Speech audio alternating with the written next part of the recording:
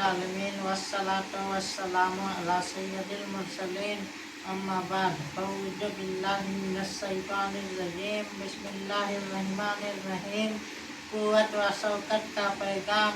आज के दौर में मुसलमानों ने नबूवत को परखने के लिए अपने इल्म का सहारा ले रखा है।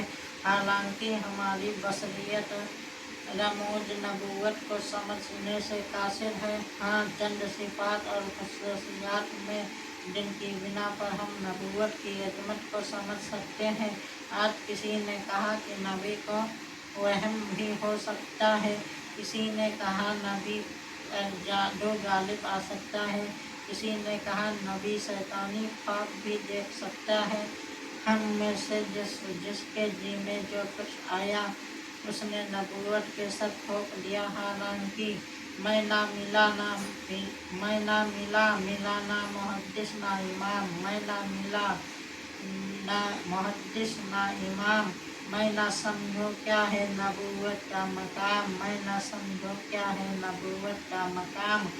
वह नबूवत है मेरे लिए बरगे हसीस, वह नबूवत है मेरे लिए बरगे हसीस।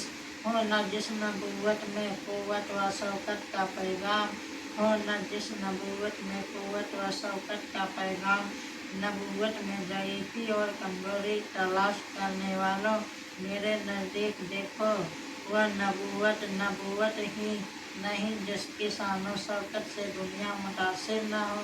नबी हक लेकर आता है और हक बजाते हुए उतनी बड़ी ताकत है कि उस ताकत के सामने तमाम शैतानी ताकतें मानिंद पड़ जाती हैं। हमने सोचा चूँकि हम वहम गुमान की दुनिया में गुम हो जाते हैं, हमें शैतान बहका कर ले जाता है। शायद नबी के साथ भी ऐसा होता है, लेकिन रब माथा देख कर तक्का